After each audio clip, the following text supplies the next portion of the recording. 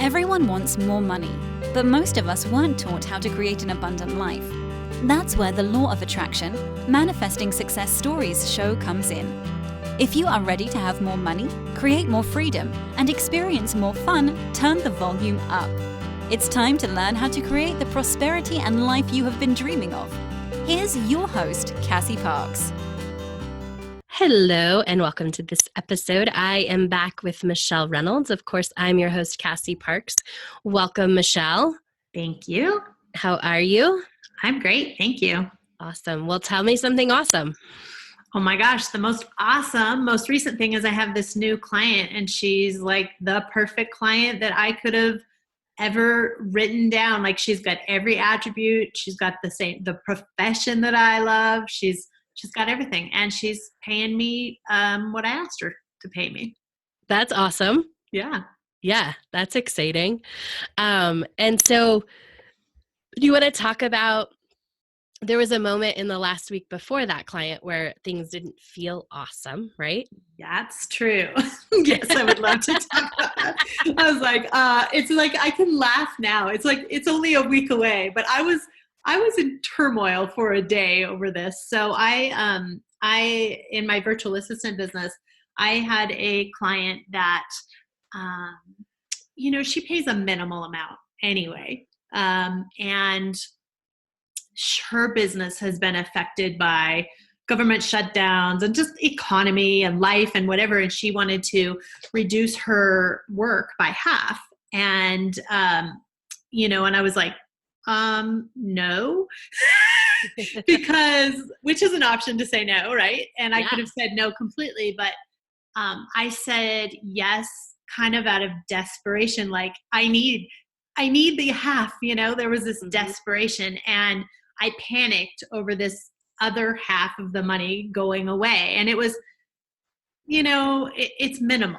And I have always been a great manifester, but I went into fear-based reaction, and I even cried. And then I stewed the whole day of like, oh my gosh, I'm going to lose my house. I'm going to, the world is crashing. And oh my goodness, over this minimal amount. And the funny thing is, I have to look and see if it was that day or the next day. I don't know, but it was a very short amount of time. Another client referred me to my perfect client. And I didn't respond out of desperation, like, oh my gosh, I need this money. I responded because I was like, yeah, I would love to learn about you and see if we're a fit. Because I wanted to, that's what I'm doing now, is I'm seeing if I'm a fit. And I'm saying no to some people, right, that aren't a fit. And this gal, I mean, again, like I said, I was wowed by her from the moment I met her. Mm-hmm. And she was wowed by me from the moment she met me. And the person who referred us, we're both talking to that person being like, she's amazing and she's amazing. And it's just like this little love fest. And it's like, she's a perfect fit. And it's work that I love. And I mean, I already, met the dog and the kids and the, so it's like a girlfriend and a client, and which are my best kind of clients, right? The people that I do life with. And the other gal, I do like her a lot, but we were very transactional. Mm-hmm. And so what happened is my income went up 25% in a matter of a day. Like signed contract, sealed, signed, delivered, here you go, wham. And I was like, man, I fretted a whole day over nothing. Right. Like it really was just an opening to something better. And man, I'm so human. I'd love to not ever fret again over crap. But the reality is, this is something I've done my whole life. And so I'm learning that I'm doing it shorter now. Right. Where now it's hours. It used to be days and months and years. And so there's a learning process. So I'm getting better. That's what's great. Money's up and I'm growing. I think it's important to remember, you're right. Like the time is shrinking that you do that, but I think you've also learned to feel through it, right? And you didn't have a different reaction other than to feel it, which is really cool. And I want to highlight a couple of numbers for people, right? You got in the amount of money that was, I don't even want to say disappear. Like, it's a gift.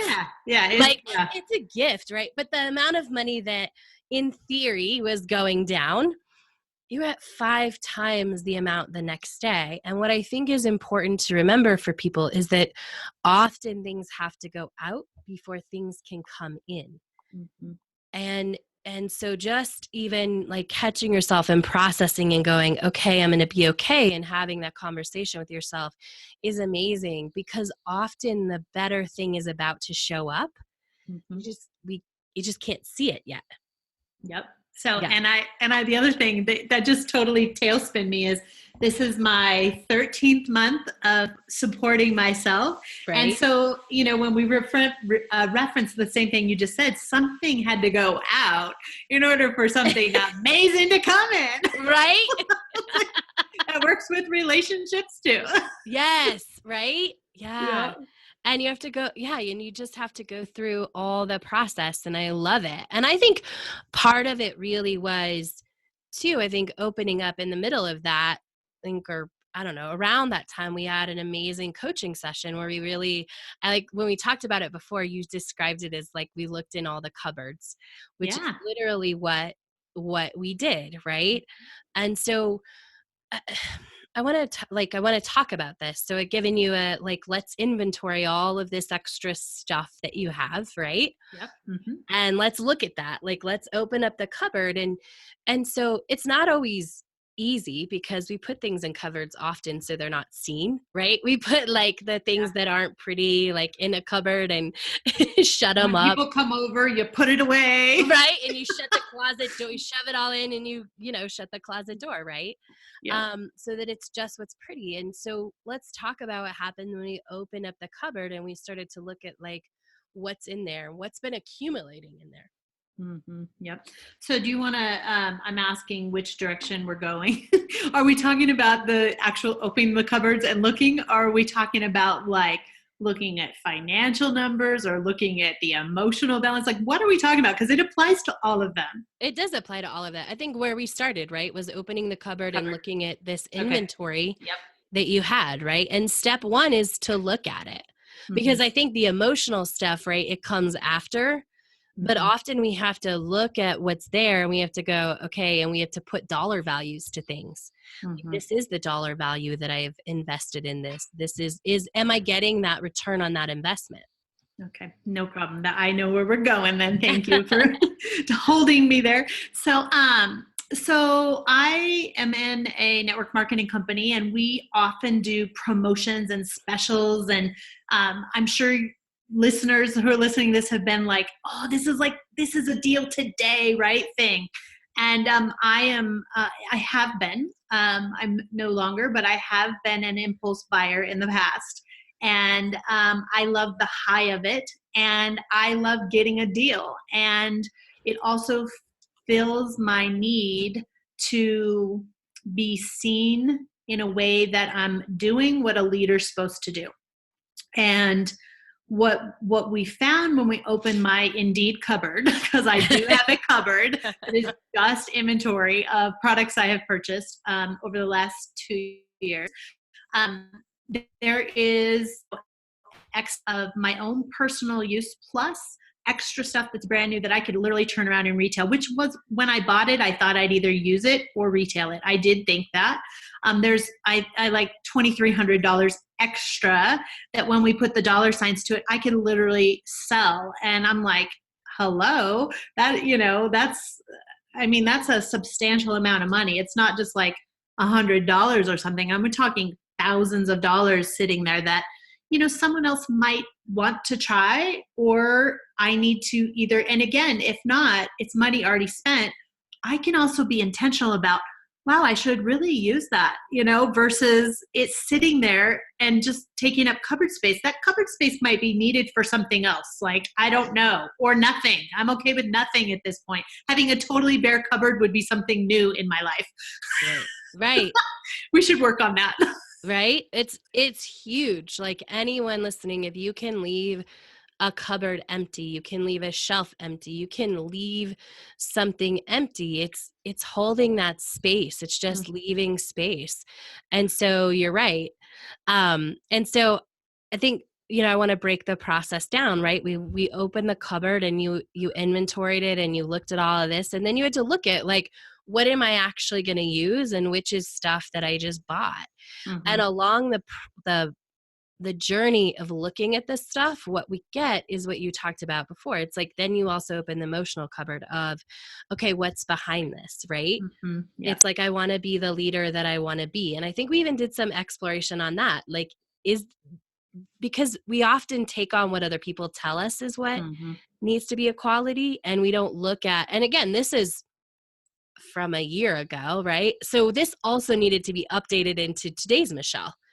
Right. Because this happens to a lot of people is we have these things that we did a year or two ago, and we need to, as you grow, often you got to go back and you do have to pull out the cupboards and look at stuff because you've changed, and you have to look at like, why did I do that? And do I need to keep that? Do I need to keep doing this? What am I still doing that I don't want to do? But really we were able to ask that question, which I love, like, am I really being the leader? Is this behavior really the leader that I want to be? Right. Yeah, because you're exactly right. Like the network marketing superstar isn't inventorying, $2,300 of product, that she's either using it for her family or she is just buying what she needs. And her team is not stockpiling products just for the sake of volume reasons or to be recognized. Like the leaders get recognized because of their performance and their ability to help other people, period. Like it has, and as long as they meet their volume requirements, their basic volume requirements, the rest of that is just extra spending that they could be then, investing in coaching and fixing their money story and, doing personal development seminars and other things that they could be doing. And so, it's been interesting. And then remind me to tell you, let's segue on this in just a minute to open space. So remind me, open space. So, and so I've actually had a few conversations since then with a few of my leaders who are building and showing up. And I've been asking them, so tell me about your purchases and are you using everything you're buying? And a couple of them were like, I am kind of overbuying. And I'm like, okay, well, let's look at that. And another one was like, we use everything we order. I'm like, absolutely fabulous. And so it's allowed me to know the question to ask when I ask the question of myself. Yeah. Yeah. So which is huge. It is huge because there's, this brings to memory, like the one time I was in a network marketing company, it was like, well, you have to buy 20 tickets to this event if you want to get 20 people there. But then when you bring someone else in, then they're like convinced to buy 20 tickets. And it's like, but there's no, who's really using all the 20 tickets, right? Yeah, exactly. Like, and the same thing goes with like, you got to wear the shirts and you got to wear the hats. And I do have the garb. Like if I'm going to go do a trade show, I'm going to be garbed up. However, when I look at my most powerful mentors in network marketing, like the Sonia Stringers and the Margie Alaprande and these beautiful, amazing, powerful women, they're not garbed up in their company gear. Yeah. Right? So they have it, but they use it in the right time in the right place. And same with their spending, same with their verbiage. There's just like a confidence. And I think it goes to their prospecting as well, is I now tell people, Cassie, that I don't care if they join me or not. And that because I don't need them anymore. And before, when I was first building, like, oh my gosh, how many years ago? I've been in the industry 15 years, but I used to like beg people to join me and I'd stalk them to death and, send them 50 emails and then they'd run and I didn't know why. And, just, we all learn. Yeah. But I literally will say to people now, I really don't care if you join me or not. And I don't care in what time frame. And I told 3 people this week, there is a special, we'll pay for your business startup through the 31st, but if you don't want to do it by the 31st, then pay $65 more and do it on the 1st, 2nd, 3rd, 4th, 5th. Like, I really don't care. And because if it's the right decision, the money doesn't matter. Mm-hmm. Right? Absolutely. And there's such a difference in that. And this one gal said to me on the phone, she said, wow, I've never heard anyone say that to me. And I'm like, it's because I don't need you. Mm-hmm. I want you. There's a difference. Yeah. Yeah. There's a huge difference. And I love that. And I think even that can go back to like the stuff in the cupboard, right? Like if it's really what you need and beneficial and you want it for your body, like you'll spend the 10 extra bucks at the time that you need it, right? Mm-hmm. Yeah. Yeah. Versus, like if I had to move today, I mean, I would be mad at that box full of inventory I had to carry. I would be mad at it. Yes. So, and I've thought a little bit about what am I going to do with it now that I know it's here, mm-hmm. because I had just stuffed it away and ignored it. Right. Mm-hmm. And, at first I was going to send an email and I was going to ask people to buy it if they want it. And I might still do that. I have new teammates mm-hmm. who haven't tried all the products, and I might just say, hey, my local people, like, I have a cupboard. Do you want to come see if you want any of this? Like, this is extra stuff I've purchased, for the purpose of, giving and helping. And, I don't know, but I don't recommend you inventory, don't, I'm going to say that to them. I don't recommend you have a cupboard to stock out of, because I really don't want people calling me saying, hey, do you got ginger and turmeric? I'm like, no, I don't. Actually, you need to go online. You need to order. You be empowered. Like enabling versus an empowering, and mm-hmm. and stocking inventory. In my business, in other businesses, it might be more vital, but it feels like enabling. Like mm-hmm. you can't wait 7 days for this. This is the right thing for you. If it is the right thing for you, 7 days isn't going to matter. Right. Well, I think it also, yeah. And in the past, I'm guessing you can tell me yes or no. You also had a thought, well, like if they have to wait 7 days, they won't buy it. Yeah, absolutely. Right. So I have to have all this stuff, right? Mm-hmm. Yeah. Which has proven not to be true. We just released a 8th new product and everybody ordered and had to wait a week, and it's literally killing sales this month. So, and every single one of those people had to wait. So it really has proven to not be true. Which is awesome that you can see that stuff now. Yeah, absolutely. Well, and it's so easy to put stuff away and just not look at it. Yes. In all areas, I think every area of life, it's easy to do that. Money, relationship, physical stuff, mm-hmm. Hard conversations that have to happen, dealing with, filing and, stuff you don't love, laundry. Right. Like this is true in every situation. You can do it. Yeah. It's funny when you just said that. I was like, that's why it drives some people nuts, but I don't put stuff away that I need to deal with. Like I make myself look at it on the kitchen counter mm-hmm. until I deal with it. Because if I just put it in a box, mm-hmm. then I'm not seeing it. I'm not making myself look at it. I'm not making myself make a choice and deal with it. Right. You should see my kitchen table. I'm a stacker. Yeah. So yeah. I have piles of like, this has to happen. Uh-huh. And once a week, that table has to be cleared and that stuff dealt with. It has to. So yeah. I do the same thing. But the stuff that, I have a red room upstairs is what I call it. Uh-huh. And I have stuff there that feels like it's important. And I'm like, I'll put it here. I'll deal with it. Out of sight, out of mind. Don't ever look at it. Right. Yeah. Absolutely. So, yeah. Yep. It's opening up the cupboard. So let's talk about open space. Oh my chills when you said this. So one of the things I decided about a year ago was that when I was newly single, that, uh-huh. That I wasn't going to be in a rush for someone in my life, because mm-hmm.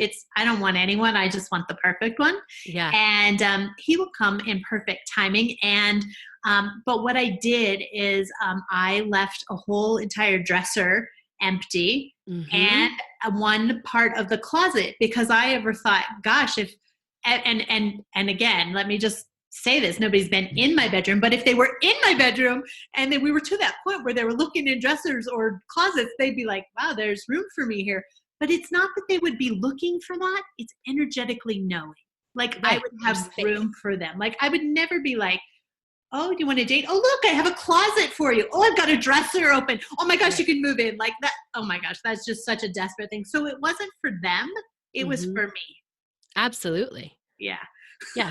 It just made me laugh when I was like, I would never be that crazy woman to be like, look, I have a dresser for you. Right? Oh yeah. They'd be like, see ya. I always had my second nightstand. I didn't intentionally put anything in it. Yeah. Because it's for like leaving space for the other person. Like I intentionally never let myself completely jam shove my closet because it's leaving that space. Yeah. Yeah. It's interesting because I'd forgotten I had done that until we just talked about that. I was like, oh, I forgot I'd done that. Because I was like, when we were talking about looking in your cupboards and leaving somewhere empty, I was like, man, pretty much every place in my house has crap in it. Like, because remember last year I did this huge garage sale and I did the outside. And I said, when it got cold and snowy this winter, I would do the inside. I haven't started that yet. And it's interesting because I would just 2 weekends ago, I was like, okay, I got to get my taxes done. And then I'll start doing the inside. Like my weekends will be like ridding stuff in the inside of my house. Well, yeah, the taxes didn't get done. I just moved the appointment is all I did, which is okay. It is what it is. I did work diligently at it. It's just I needed one more weekend. And so I really am giving myself one weekend. And then on our next interview, make sure you ask me, like, how's my ridding going? Because I put off the garage sale, the outside stuff. Because when I moved, I said, this stuff is going. I'm never going to bring this back in the house. Didn't bring any of that stuff back in. But now I need to do the inside. And I mean, I made $1,300 on that garage sale. Yeah. Which is unheard of for a garage sale. Right. And the stuff I have inside is even better than the stuff I had outside. So it's like, and I just keep thinking, and again, I have no idea if this is meant for something, but if I ever have to move, I don't want to move all this stuff. And there's less stuff than there was, but I still have too much. I want it to be so minimalistic that it's like, I don't put my energy into the stuff anymore. I put my energy into who I am. Absolutely. Yeah. I totally get that. And that's the same with the inventory. Like either I'm going to use it or I'm going to sell it, or I'm going to give it to someone. Like those are really the three options. And it's like, after that, I literally will only buy what I need regardless of the praise and accolades. And because when I don't put my energy on buying, I put my energy on being. And when I'm being the right person, the right people come to me and it's like, they're going to praise me anyway. So either way, I'm still, going to be a rock star. Yeah. And it was interesting you mentioned it. So I just want to talk a little bit about that, right? Like the buying was also leading to praise. Leading to you're awesome, you're doing this right. I think, and that's probably the most thing is like you're doing this right. Yeah. Right. And that in all areas of life, I think that's why a lot of times people do things is because then somebody praises you're doing it right, which is often not even the right things for them. It's about that praise.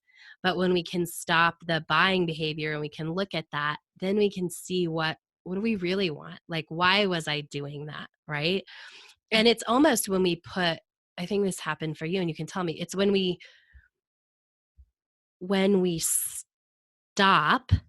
make ourselves stop buying, it makes you start looking at those things. And I actually think even the groundwork we laid for this, as we've talked in previous interviews about like the money in envelopes for food, right? And so you actually had to start thinking about it, and it opens up to looking at bigger decisions and realizing, just it's amazing when we stop buying, when we commit to not for the reason of denying ourselves, but for the reason of, let me see why I'm doing this. Let me see what I'm getting out of this. Am I really getting what I need by whatever I'm buying? Or am I getting something else like a high? Am I getting the feeling of having the pat on the back? Am I getting the feeling that I'm doing it right instead of being the person, right? Yeah. And I love the way that you said it, right? It's like it's being versus buying. And it's so true. So powerful. Yeah. So, any advice for people Oh my as we wrap up today? Advice. Open your cupboards. Yes. Physically, physical cupboards or just life, like what's inside your life. Like start investigating and, determining why it's there and what's it bringing to you and should it be there? Because I think you'll find there's a lot of things in your life that shouldn't be there. Yeah. I love it. Well, thank you, Michelle. Tell everybody where they can connect with you. Yeah. So I have a new website. So instead of promoting a company or a thing or whatever, so it's just about.me and then it's /sassy classy red. So, and you can link to all my social medias there. And if you want to know more about what I do, I can tell you about what I do, but really you're just going to do life with me. So. Awesome. Thanks for joining us. Thank you all for listening, and make sure to check out Michelle's next interview. Thank you for joining us on the Law of Attraction, Manifesting Success Stories show. To learn how to identify your current money story, go to identifyyourmoneystory.com.